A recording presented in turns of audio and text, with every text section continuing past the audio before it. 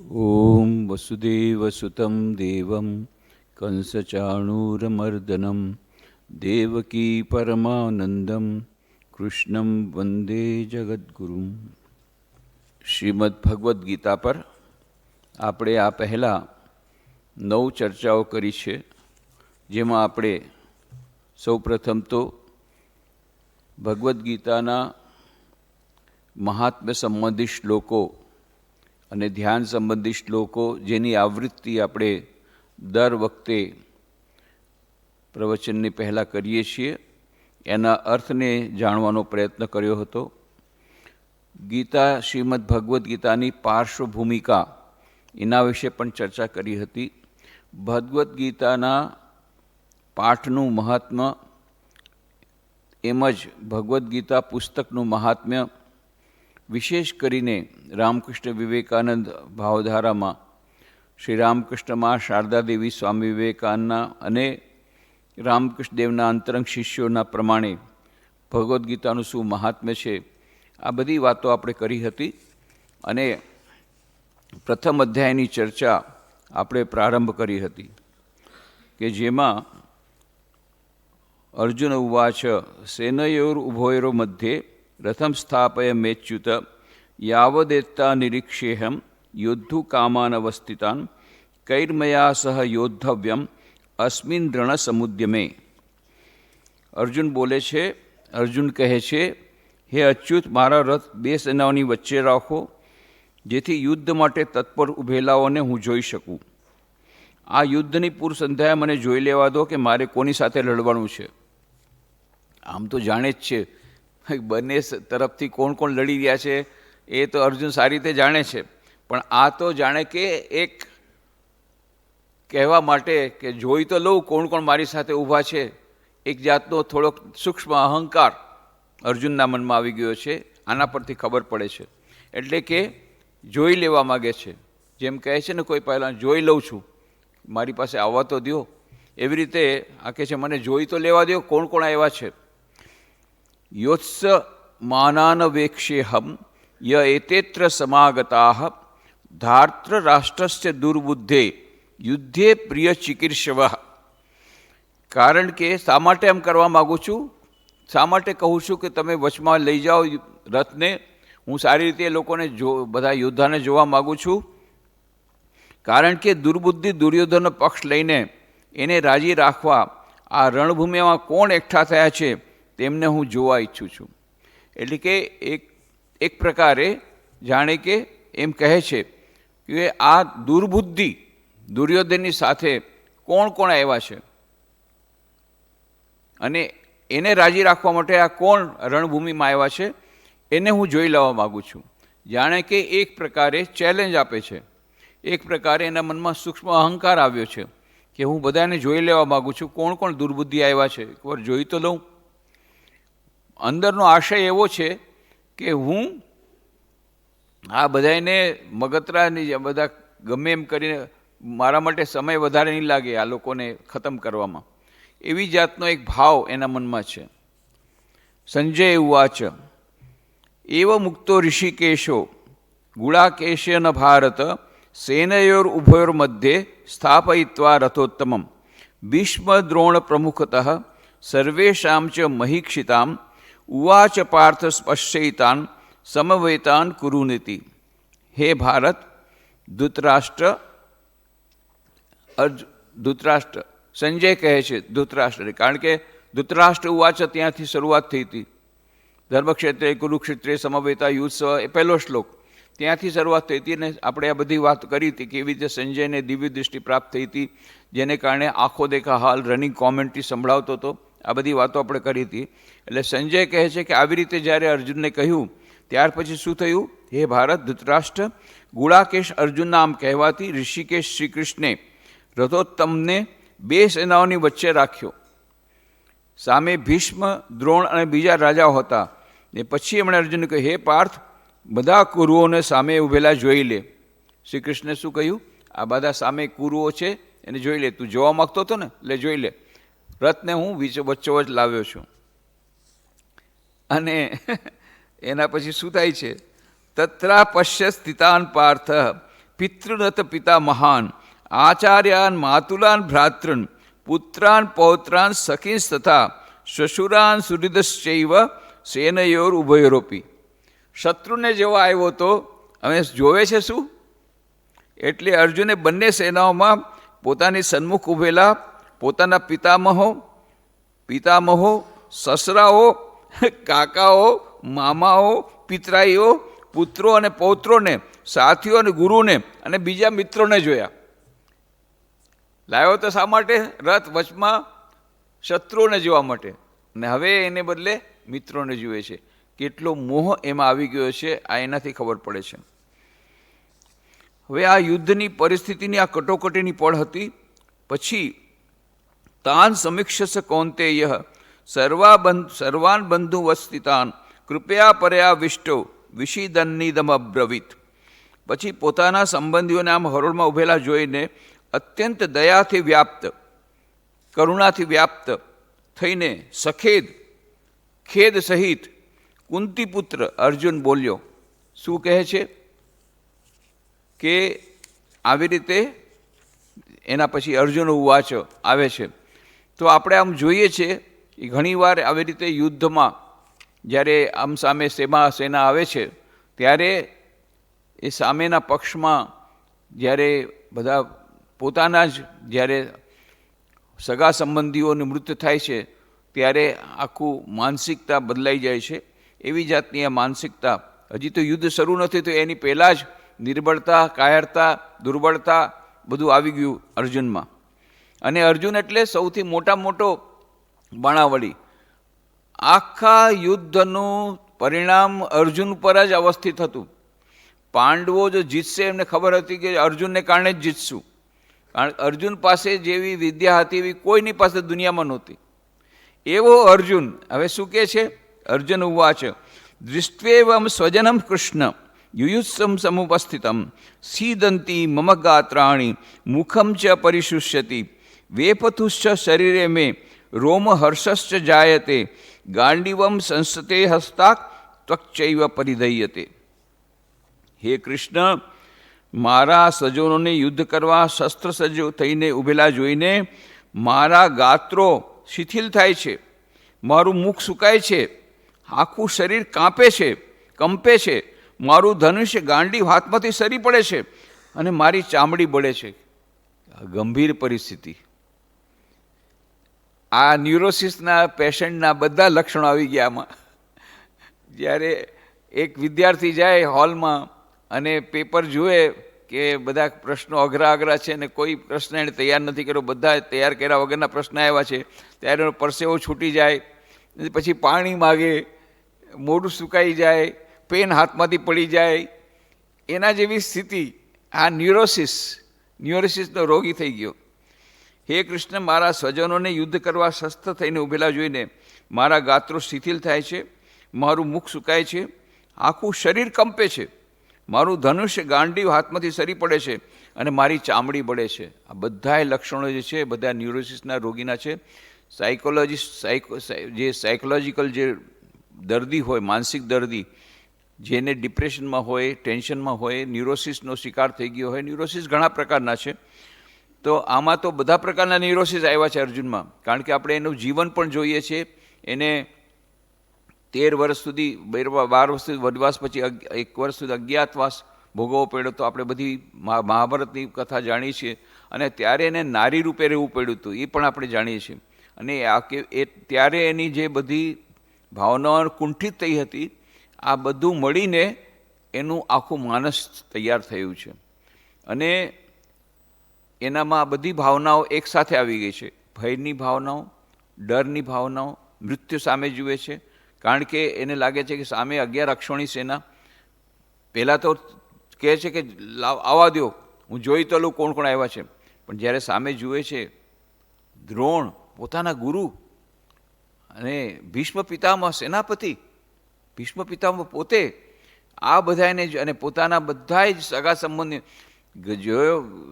રથને લાવવાનું શા માટે કીધું? કે હું શત્રુઓને જોવા માગું છું. અને શું જોયું? પોતાના સગા સંબંધી જોયા. અને મોહથી આક્રાંત થઈને બધા પ્રકારની ભાવનાઓ એક સાથે આવી ગઈ.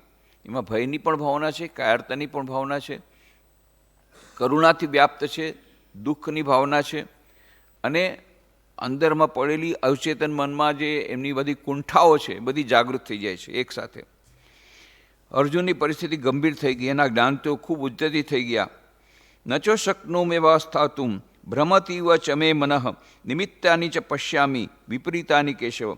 હે કેશવ, હું સ્થિર ઊભો રહેવા સમર્થ નથી.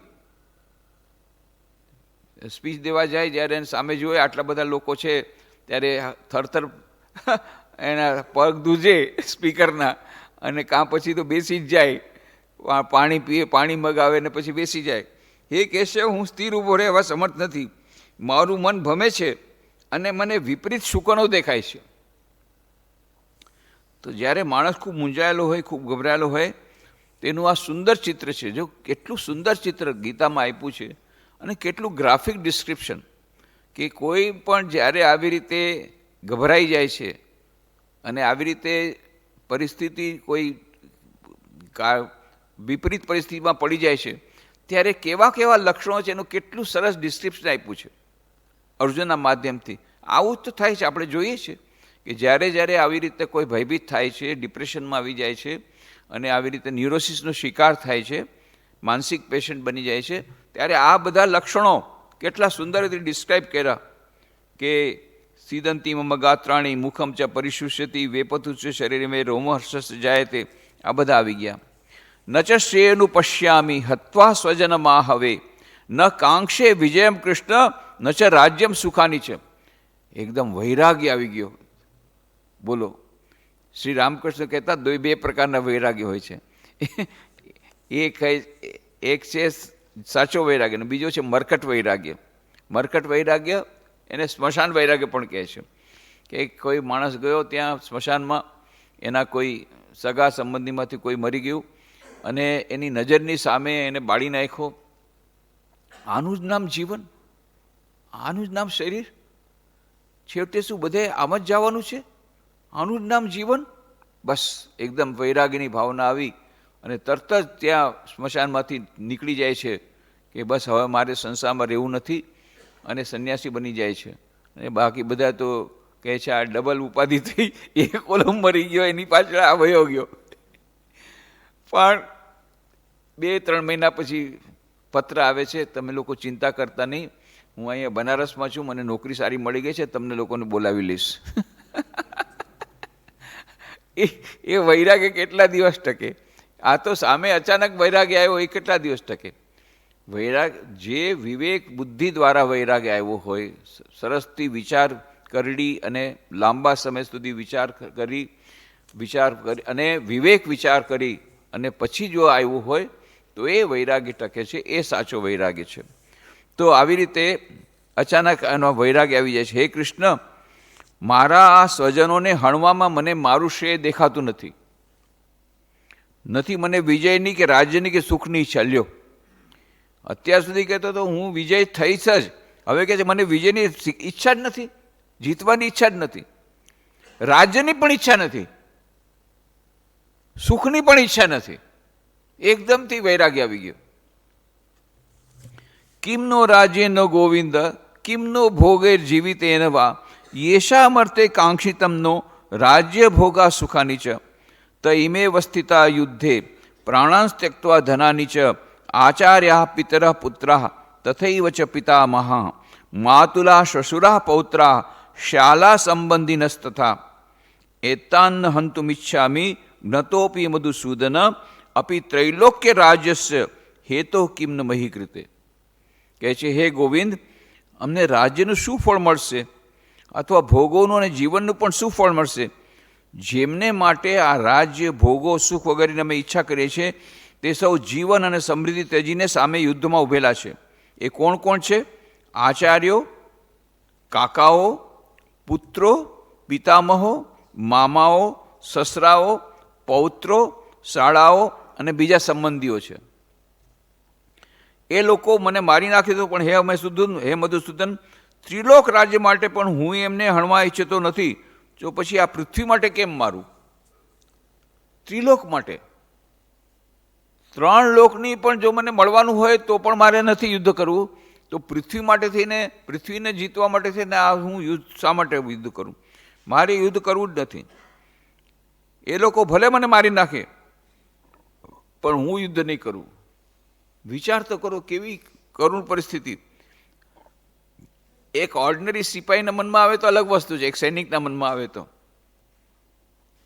જે સૌથી મોટામાં મોટો સેનાપતિને બરાબર છે, દુષ્ટદ્યુમ્ન સેનાપતિ હતો ભલે, પણ ખરેખર તો સૌથી મોટો, સૌથી બધાયનો જે સહારો હતો, બધાયનો આશાનું કિરણ તો અર્જુન જ હતો, સૌથી મોટો બાણાવળી.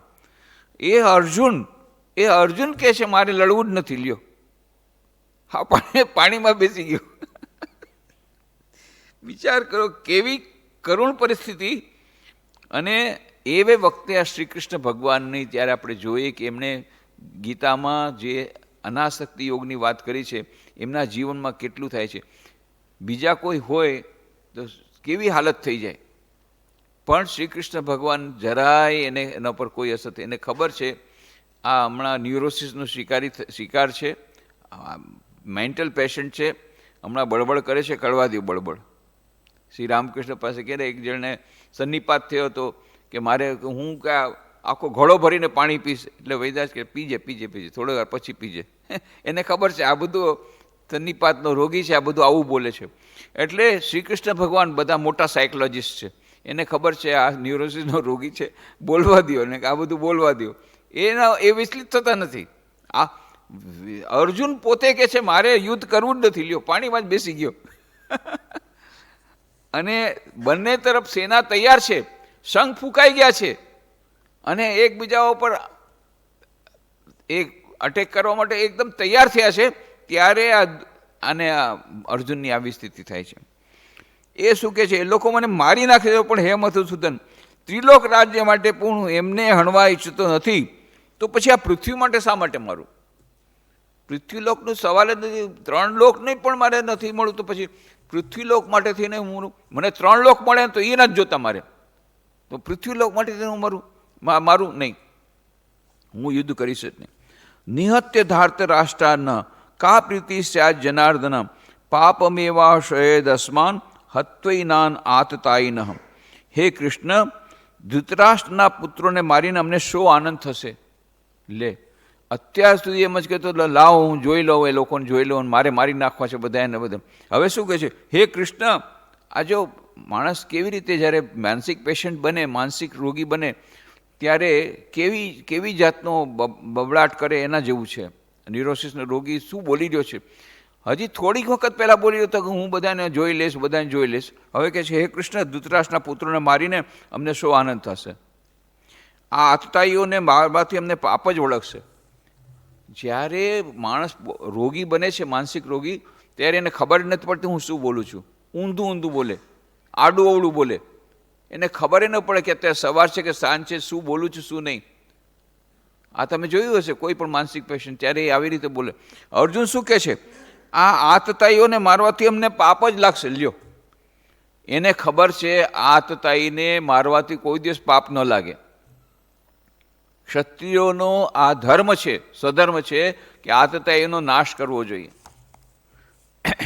મનુસ્મૃતિમાં શું લખ્યું છે? મનુસ્મૃતિમાં લખ્યું છે, ગુરુમ વા બાલવૃદ્ધો વા બ્રાહ્મણમ વા બહુશ્રુતમ આતતાયિનામાયંતમ હન્યા દેવા વિચારયન. શું કહે છે કે ગુરુ હોય કે બાળક હોય કે વૃદ્ધ હોય કે બ્રાહ્મણ હોય કે બહુ મોટો વિદ્વાન હોય, પણ જો એ આતતાયી હોય, આતતાયિનામાયંતમ હન્યા દેવા વિચારયન, વિચાર કર્યા વગર એનો તરત જ એને મારી નાખવો જોઈએ, આતતાયી હોય તો. આપણા શાસ્ત્રોમાં કહ્યું છે અર્જુન ક્ષત્રિય છે, એનો કર્તવ્ય, એને પાપ નહીં લાગે, એને પુણ્ય થશે. એમ જાણવા છતાં શું કહે છે, અત્યારે રાત છે, અરે દિવસ છે, તું કહે છે રાત છે. આતતાઈને મારવાથી પુણ્ય થાય એમ લખ્યું છે, અને આ શું કહે છે આતતાઈને મારવાથી પાપ થશે લાગશે. અર્જુન કે છે આતતાઈને મારવાથી પાપ લાગશે. આપણા શાસ્ત્રોમાં કહ્યું છે કે ત્યારે ને ત્યારે તરતો તરત આતતાઈને ખરવા જોઈએ. અને આતતાઈ કોને કહેવાય? અને અર્જુન તો એમ નથી કહેતો કે આ લોકો આતતાઈ નથી, એ પોતે સ્વીકાર કરે છે. અને આતતાઈના લક્ષણો શું છે? તો શાસ્ત્રોમાં કહ્યું છે, વશિષ્ઠ સ્મૃતિમાં આતતાઈના લક્ષણો કહ્યા છે. અગ્નિદો ગરદશ્ચૈવ શસ્ત્ર પાણી ધનાપહ ક્ષેત્ર દારા હરશ્ચૈવ ષડે તે આતતાઈનઃ. 6 પ્રકારના લક્ષણો કહ્યા આતતાઈના. એક, જે કોઈને બીજાને અગ્નિમાં મારી નાખે છે, કોઈને આગમાં નાખીને મારી નાખે છે, એ આતતાઈ કહેવાય. પછી ગરદશ્ચૈવ, અને સાથે શસ્ત્ર પાણી, અને શસ્ત્રથી કોઈ મારી નાખે છે, અથવા તો એને ઝેર આપીને મારી નાખે છે, અથવા એનું ધન છીની લે છે, અથવા એની જમીન છીનવી લે છે, અથવા તો એની પત્નીને ઉપાડીને લઈ જાય છે. આવા 6 પ્રકારના આતતાઈ છે. ષડે તે આતતાઈના લક્ષણ છે. અને આપણે શું જોઈએ છે? કૌરવમાં 6 લક્ષણ છે, મહાભારતમાં જોઈએ છે. અગ્નિથી મહેલને બાળવાનો પ્રયત્ન કર્યો તો માંડ બચ્યા. પછી પાંડવો, પછી ઝેર આપીને લાડુમાં ઝેર ભેળવીને મારવાનો પ્રયત્ન કર્યો હતો. ગરદશ્ચૈવ પણ શસ્ત્ર દ્વારા પણ એને મારવાનો પ્રયત્ન કર્યો હતો. પછી ધન છીનવી લીધું તો કેટલી વાર. પછી ક્ષેત્ર, જમીન તો છીનવી જ લીધી, અર્ધું રાજ્ય આખું છીનવી લીધું. પછી દારાશ્ચૈવ, અને જયદ્રથ દ્વારા દ્રૌપદીનું અપહરણ પણ કરાવ્યું. આ 6 પ્રકારના લક્ષણો કૌરવમાં છે. અને આવા હોવા છતાં અર્જુન શું કહે છે? આતતાઈને મારવાથી આપણને પાપ લાગશે. લ્યો, ઊંધું બોલે છે. આ દિવસ છે ને કે છે રાત છે. અરે, આતતાઈને મારવાથી પાપ લાગે તું ક્યાંથી શીખો? ક્યાં શાસ્ત્રમાં છે? આ એના લક્ષણ છે. મેન્ટલ પેશન્ટ થઈ ગયો, ન્યુરોસિસનો રોગી થઈ ગયો. હવે એ શું બોલે છે? શું બેલ બોલે છે કે બધા આવું બોલવા માંડી ગયો અર્જુન. આજે મનમાં એને ભય, ચિંતાની લાગણી આવી, એને કારણે પાછો, અને કોઈ દિવસ જે માનસિક પેશન્ટ છે ને, પહેલો લક્ષણ છે, એ એમ માનશે કે બાકી બધા મેન્ટલ પેશન્ટ છે, હું બરાબર છું. સૌથી પહેલાં એ એમ કોઈ દિવસ નહીં કે મને હું માનસિક રોગી છું. એ કહે તમે માનસિક રોગી છો. જો આમ કોઈ કહે તો સમજી લેવા માનસિક રોગી છે. એ તમને જ કહેશે તમે માનસિક રોગી છો, હું બરાબર જ છું. અર્જુન કહે છે હું બરાબર છું. એ પોતે સમજતો નથી કે હું માનસિક રોગી છું, અને સમજવા માગતોય નથી. એ કે બાકી લોકો નથી સમજતા. આ માનસિક રોગીનો એક લક્ષણ એ પણ છે કે એ પોતાને કોઈ દિવસ નહીં સમજે કે હું માનસિક રોગી છું, સ્વીકાર ક્યારેય કરશે જ નહીં. એ કહે છે હું બરાબર ડાયો છું. તસ્માન્નારા વયમ હંતુમ ધાતરાષ્ટ્રાંશો બાંધવાન સ્વજનમ હિ કથમ હત્વા સુખિન શ્યામ માધવ. એટલે હે માધવ, ધૃતરાષ્ટ્રના પુત્રો, અમારા ભાઈઓને મારવાનું અમારા માટે યોગ્ય નથી. અમારા સ્વજનોને હણી અમે કઈ રીતે સુખી થઈ શકીએ? કૃષ્ણ ભગવાનને લેક્ચર આપે છે પોતે. વિચાર કરો, અર્જુન કે છે આપણે ડાયા ડબરા થઈને એને કહે છે કે આ બધું બરાબર નથી, આપણે યુદ્ધ ન કરવું જોઈએ.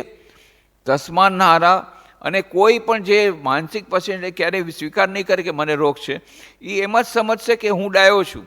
એટલું જ નહીં, એ પોતાની કાયરતાને છુપાવવા માટે એમ કહેશે કે મારે પરીક્ષામાં, હું કંઈ પરીક્ષાથી ડરતો નથી, મેં ડ્રોપ એટલા માટે લીધું છે કે મારે આવતા વખતે ગોલ્ડ મેડલ લેવું છે એટલા માટે લીધું, બાકી હું કંઈ પરીક્ષાથી ડરતો નથી.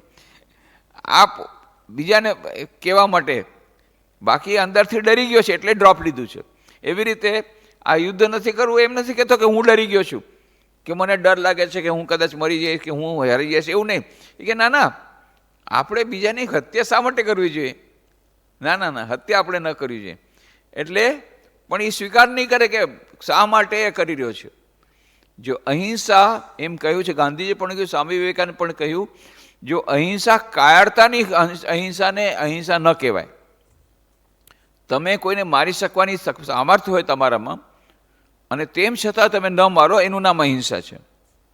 પણ તમે ડરો છો કે ભાઈ હું તો અહિંસામાં માનું છું એટલે હું તમારા માટે નહીં કરું. હવે કોઈ વાઘ આવે અને કોઈ બિલાડી ઉપર તરફ મારે, બિલાડી કે ભાઈ ભલે તમારે મારવું હોય તો મારો, બાકી હું તો અહિંસામાં માનું છું, હું તમારા ઉપર કાંઈ નહીં કરે, પણ તારે કરવાની તારી તાકાત શું છે?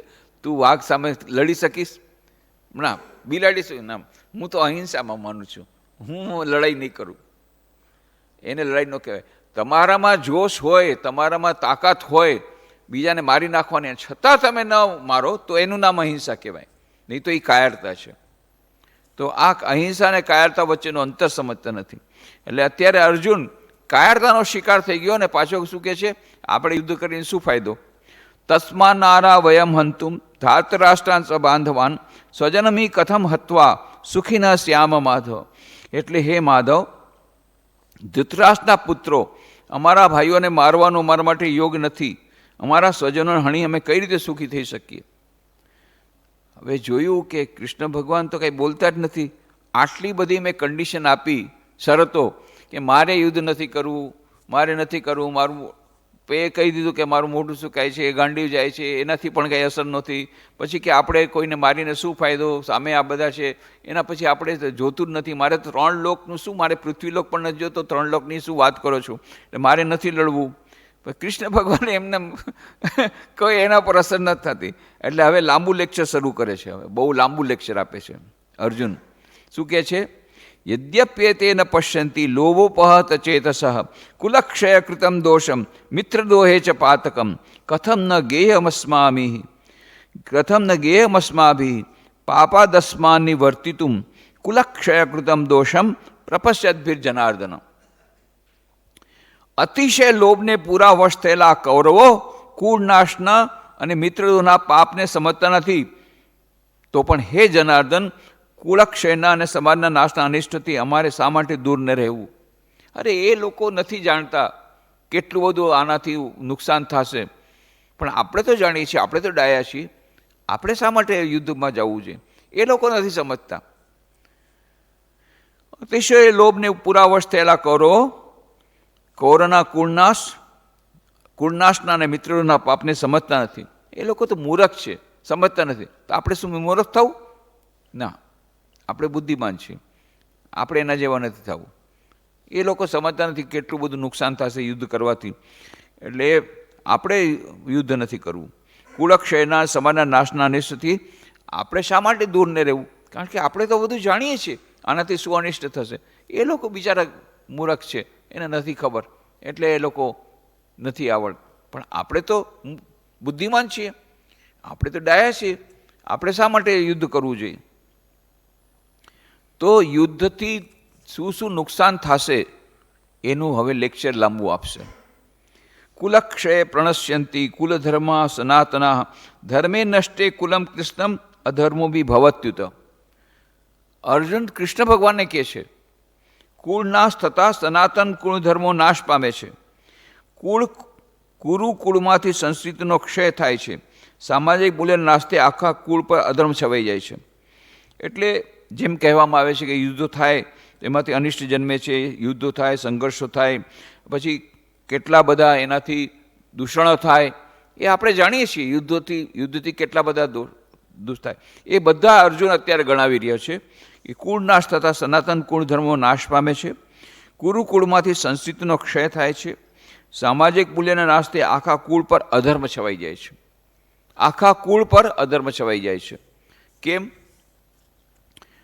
અધર્માભિભવાત કૃષ્ણ પ્રદુષ્યંતિ કુલસ્ત્રિય શિશુ દુષ્ટાસુ વાર્ષ્ણેય જાયતે વર્ણશંકર. તો મહાયુદ્ધ થાય ત્યારે કેટલીક બધી સ્ત્રીઓ વિધવા થાય, કેટલા બધા બાળકો અનાથ બને છે. અધર્મ ફેલાતા સામાજિક મૂલ્ય દૂર થતાં કુળની સ્ત્રીઓ દોષ માર્ગે ચાલનારી થશે. આથી ભયંકર પરિસ્થિતિ ઊભી થતાં હે વાર્ષ્ણેય, હે કૃષ્ણ, પ્રજા વર્ણશંકર થશે અને સમગ્ર સમાજ પ્રદૂષિત થશે. હવે જ્યારે શ્રી કૃષ્ણ ભગવાને આ બધું કીધું છતાં એના ઉપર અસર ન થઈ, તો હવે જુદી રીતે સમજાવે છે કૃષ્ણ ભગવાનને કે તમે તો સમજો કે શા માટે હું યુદ્ધ કરવા નથી માગતો, કે તમને ખબર છે ને કે આ અધર્મ આવશે ને, બધી સ્ત્રીઓ વિધવા થશે, પછી બાળકો અનાથ બનશે, એને કારણે પછી અધર્મ ફેલાશે, પછી સામાજિક મૂલ્યો દૂર થઈ જશે, કુળની સ્ત્રીઓ દોષ માર્ગે ચાલનારી થશે.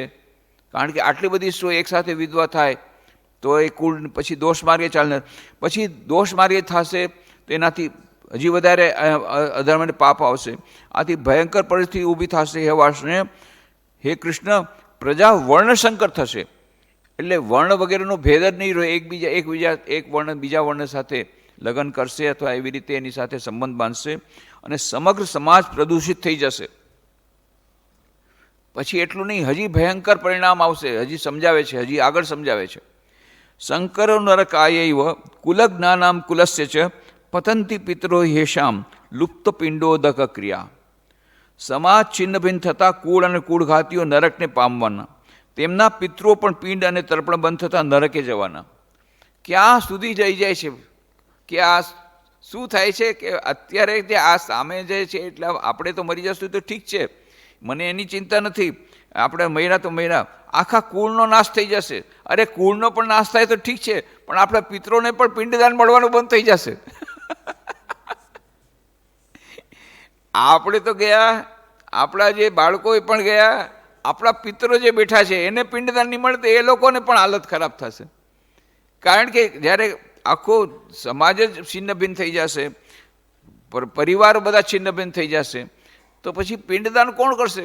બાળકો તો કોઈ હોય નહીં. બાળકો હોય તો પિંડદાન કરે. તો શંકરો નરકાયૈવ કુલજ્ઞાનામ કુલસ્ય ચ પતંતી પિતરો હેશામ લુપ્ત પિંડોદક ક્રિયા. તો આપણે જોઈએ છીએ અગ્નિ સંસ્કાર જે થાય છે તો એના પછી કોઈ મરી જાય તો પછી આપણે એના પછી શ્રાદ્ધ થાય છે અને પિંડદાન આપે છે. એમ કહેવાય છે કે પિંડદાન ન આપીએ તો પછી એ પ્રેતની મારી એમાંથી છૂટે નહીં, એટલે પિંડદાન આપે છે. આ બધું જે પિંડદાન જે છે, આ બધી વ્યવસ્થા છે, આ બધી અવ્યવસ્થા થઈ જવાની. પિંડદાન દેવાવાળું જ કોઈ નહીં હોય તો એનાથી પિતરોને પિંડદાન નહીં પહોંચે તો પિતરોને પણ એનાથી એમની અવગતિ થશે. અગ્નિ સંસ્કારને સમયે આપણે જે કરીએ છીએ બધું છે, સમાજ છિન્ન ભિન્ન થતાં કુળ અને કુળઘાતીઓ નરકને પામવાના. કુળઘાતીઓ નરકને પામવાના શા માટે? કારણ કે એને તો પિંડદાન તો થયું નથી. તેમના પિતૃઓ પણ પિંડ અને તર્પણ બંધ થતાં બધા જ નરકે જવાના. અને જે પિતૃઓ પહેલાં ચાલ્યા ગયા છે એને પિંડ અને તર્પણ બંધ થઈ જશે તો એ પણ પાછા નરકે જશે. એટલે આ શાસ્ત્રોમાં એવું કહેવામાં આવ્યું છે કે જો તર્પણ ન થાય કે શ્રાદ્ધ ન થાય કે પિંડદાન ન થાય તો અવગતિ થાય. એ બધી વાત અર્જુને ક્યાંક સાંભળી છે. એ બધું આખું હવે કૃષ્ણ ભગવાનને સમજાવે છે. જેટલું એને જાણે છે બધી જુદી જુદી રીતે કૃષ્ણ ભગવાનને સમજાવે છે. પછી શું કહે છે? દોષૈ રેતે કુલજ્ઞાનામ વર્ણશંકર કારકૈ ઉત્સાદ્યંતે જાતિ ધર્મા કુલધર્માશ્ચ શાશ્વતા. કહે છે કુલઘાતીઓના આવા વર્ણસંકરતા ઉત્પન્ન કરનારા દોષોને લઈને શાશ્વત જાતિ ધર્મો અને કુલ ધર્મોનો નાશ થશે. તો કુલ ધર્મો પણ નાશ પામશે, જાતિ ધર્મો પણ નાશ પામશે અને આ વર્ણસંકરતા આવી જશે. ઉત્સન્ન કુલધર્માણામ મનુષ્યાણામ જનાર્દન નરકે નિયતમ વાસો ભવત્યુનું શુશ્રુમ. હે કૃષ્ણ, જેમના કુળધર્મો નાશ પામ્યા હોય તેવા નરનારીઓનો અવશ્ય નરકમાં વાસ થાય છે. એ આપણે સાંભળ્યું છે. શ્રી કૃષ્ણ ભગવાનને કહે છે, કોણ? અર્જુન, કે ભગવાન તમને તો ખબર છે, આપણે તો સાંભળ્યું છે ને. અત્યારે એને આ બધું યાદ આવે છે. ભગવાનને કહે છે તમને યાદ છે ને આ બધું? શું યાદ છે? હે કૃષ્ણ, જેમના કુળધર્મો નાશ પામ્યા હોય તેવા નરનારીઓનો અવશ્ય નરકમાં વાસ થાય છે. તમે નથી સાંભળ્યું તો કેમ ભૂલી જાઓ છો? શ્રી કૃષ્ણ ભગવાનને યદ દેવડાવે છે. એટલે કેમ ભૂલી જાઓ છો? અરે નરકમાં વાસ થશે. નરકમાં અહોવત મહત પાપમ કર્તુમ વ્યવસિતા વયમ યદ રાજ્ય સુખ લોભેન હંતુમ સ્વજન મુદ્દિતા. અરે એ કેવી રીતે ખેદની વાત છે કે અમે મોટું પાપ કરવા પ્રવૃત્ત થયા છીએ. રાજ્ય સુખના લોભમાં સજ્જનોને હણવા અમે તૈયાર થયા છીએ. અર્જુન શું કહે છે શ્રી કૃષ્ણ ભગવાનને? અહોબત મહત પાપમ. જો કેટલું લાંબુ લેક્ચર આપે છે, લેક્ચર પૂરું નથી થતું. કારણ શ્રી કૃષ્ણ ભગવાન ઉપર કંઈ અસર થતી નથી. આટલું બધું કર્યું તો શ્રી કૃષ્ણ ભગવાન નથી દેતા. હા અર્જુન, તારી વાત સાચી છે, બરાબર, આપણે હવે ચાલીએ, રથ લઈને પાછા વળીએ, આપણે યુદ્ધ નથી કરવું. કંઈ કહેતા જ નથી. એ તો બેઠા છે આરામથી. એટલે એ હજી લાંબુ લેક્ચર કરી જાય છે, સમજાવી જાય છે. એનું લેક્ચર જે છે જબરદસ્ત છે, બહુ સુંદર લેક્ચર છે. યુનાઇટેડ નેશન્સમાં જો આપ્યો તેને નોબેલ પ્રાઇઝ મળી જાત શાંતિ માટેનું, કે ભાઈ યુદ્ધ અટકાવવા માટેના કેવા સરસ એણે કેટલી સરસ આર્ગ્યુમેન્ટ આપી. ફક્ત પ્રોબ્લેમ એ છે કે આ બધું એને સૂઝ્યું છે ક્યારે? 5 મિનિટ પહેલાં.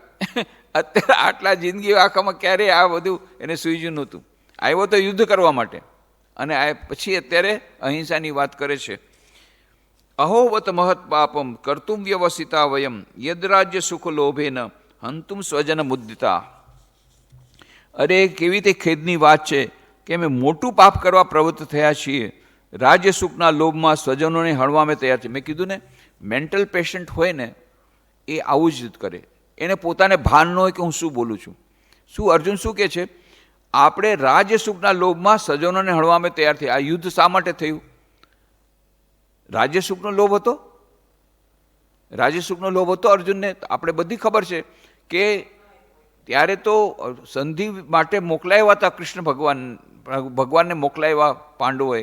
કૃષ્ણ ભગવાન ગયા ત્યાં રાજ્યસભામાં, અને એ લોકો સંધિનો પ્રસ્તાવ લઈને ગયા કે કોઈ પણ હાલતે પાંડવો યુદ્ધ કરવા માગતા નથી, માટે તમે આ યુદ્ધને ટાળી દો હે દુર્યોધન.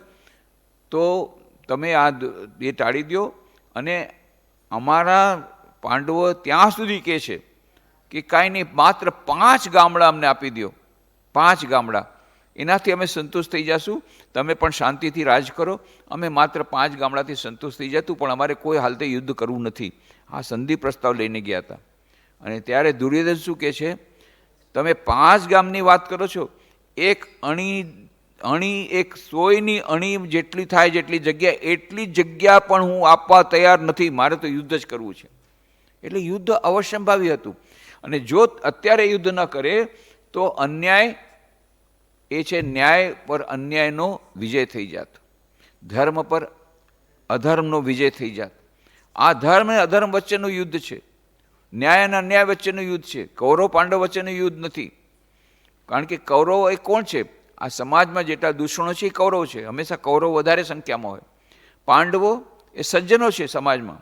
સમાજમાં જ્યારે દુષ્ટોનું બહુ વધારે આક્રમણ થાય ત્યારે રાજાની આ ફરજ છે કે જે સજ્જનો છે એની રક્ષા કરે.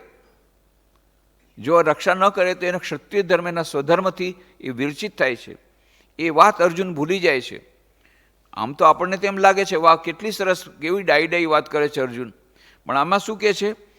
આપણે રાજ્યસુખના લોભમાં સ્વજનો હણવામાં તૈયાર થઈ છે. નહીં, રાજ્યસુખનો લોભ હોત તો કહેત કે હું આખું નાખું અમારે હસ્તિનાપુરનું રાજ જોઈએ છે.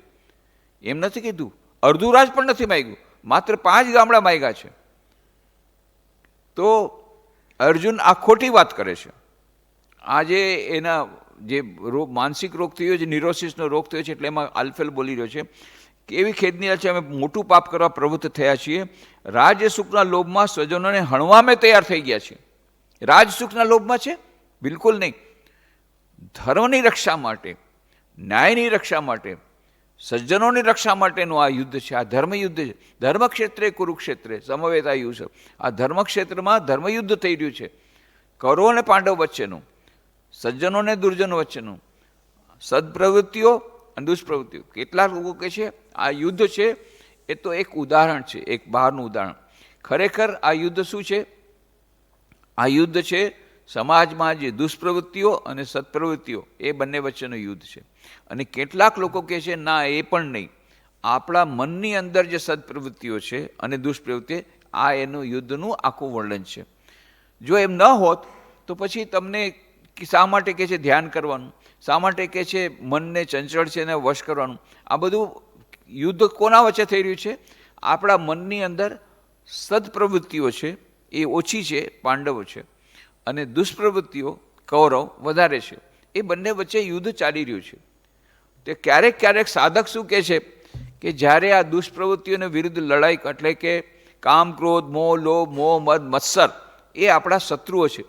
એ શત્રુઓથી લડતા લડતા થાકી જાય છે કે ભલે ને રહ્યા, કાંઈ વાંધો નહીં, ભલે ને રહ્યા, એ લોકો બિચારા ભલે ને રહ્યા. ત્યારે આપણે અહિંસાની વાત કરી છે. નહીં, કામ, ક્રોધ, લોભ, મોહ, મદ, મત્સરને જો તમે પ્રશ્રય આપશો તો પછી તમારે ભગવાન તરફ તમે નહીં જઈ શકો. જ્યાં રામ તહાં નહીં કામ, જ્યાં કામ તહાં નહીં રામ. તુલસી દોનો ન રહી શકે, રવિ રજની કઠામ. બંને એકસાથે ન રહી શકે. એટલે સાધકો માટે બહુ આવશ્યક છે કે આ યુદ્ધ લડે, દુષ્પ્રવૃત્તિઓને વિરુદ્ધ યુદ્ધ લડે. જે અંદરમાં કામ, ક્રોધ, લોભ, મોહ, મદ, મત્સર જે આપણને ઈશ્વરથી વિમુખ કરે છે, એને ઓળખીને એનાથી દૂર રહે, એ બહુ આવશ્યક છે. પણ જો એ ન કરે તો એક સાધક પોતાની પોતાની ફરજમાંથી પોતાની ફરજ એ ગુમાવે છે, પોતાની ફરજ બરાબર નથી કરતા. તો આમાં એ જ કહે છે, યદિ મામ અપતિકારમ અશસ્ત્રમ શસ્ત્રપાણય ધાર્તરાષ્ટ્ર રણે હન્યુ તન્મે ક્ષેમતરમ ભવેત. શું કહે છે અર્જુન? શસ્ત્રહીન અને પ્રતિકાર નહીં કરતા એવા મને ધૃતરાષ્ટ્રના પુત્રો કૌરવો રણમાં મારી નાખશે તો તે મારા માટે વધારે સારું થશે. લ્યો, છેવટે એમ કરીને પાણીમાં વિસી ગયો કે ભલે મને મારી નાખે. એને કહે છે, હવે કૃષ્ણ ભગવાન એમ જ કહે છે, પણ તને મારી નાખશે જો તું યુદ્ધ નહીં કરને તો તને ભલે મારી નાખે. લ્યો, શસ્ત્રહીન અને પ્રતિકાર હું તો નહીં કરું અને શસ્ત્ર હું મૂકી દઈશ. એટલે ધૃતરાષ્ટ્ર પુત્ર કૌરવ રણમાં મને મારી નાખશે તો મારે વધારે સારું થશે, પણ મારે યુદ્ધ કરવું નથી. હાવ પાણીમાં બેસી ગયો. પછી સંજય ઉવાચ એવ મુક્ત્વા અર્જુન સંખ્યે રથોપસ્થ ઉપાવિશત વિસ્તૃજ્ય સશરમ ચાપમ શોક સંવિઘ્ન માનસ. રણભૂરી પર આમ બોલીને પોતાના ધનુષ્ય બાણને ત્યજી દઈને મનમાં શોક વિવળ થઈને અર્જુન પોતાની જગ્યાએ બેસી ગયો. બેસી જ ગયો પાણીમાં, રથમાં બેસી ગયો. યુદ્ધ નથી કરવું મારે, ધનુષ્ય બાણ પણ મૂકી દીધું, મારે યુદ્ધ નથી કરવું, અને બેસી ગયો. વિચાર તો કરો કેવી પરિસ્થિતિ. બંને સેનાઓ તૈયાર છે, શંખ ફૂંકાઈ ગયા છે અને લડાઈ માટે એકદમ તૈયાર છે. અને સૌથી મોટો બાણાવળી જેના ઉપર આખા યુદ્ધનો પાંડવોનું આખું દારોમદાર છે, પાંડવોનું બધું આખી આશાની કિરણ માત્ર ને માત્ર અર્જુન. અને એ અર્જુન પાણીમાં બેસી જાય છે, રથમાં બેસી જાય છે, હું યુદ્ધ નહીં કરું.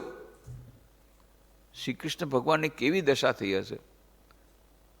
પણ તેમ છતાં હવે આપણે જોશું શ્રી કૃષ્ણ ભગવાન ત્યારે શું કરે છે. એ જ બતાવે છે કે શ્રી કૃષ્ણ ભગવાનનો જે ઉપદેશ એમણે ગીતામાં આપ્યો છે એનું આચરણ કરીને એમણે બતાવ્યું છે. એ બધી વાતો આપણે હવે આવતા રવિવારે કરશું. આજે અહીંયા જ સમાપ્ત કરીએ. ઓમ શાંતિ શાંતિ શાંતિ. હરિ ઓમ તત્સત. શ્રી રામકૃષ્ણાર્પણમસ્તુ.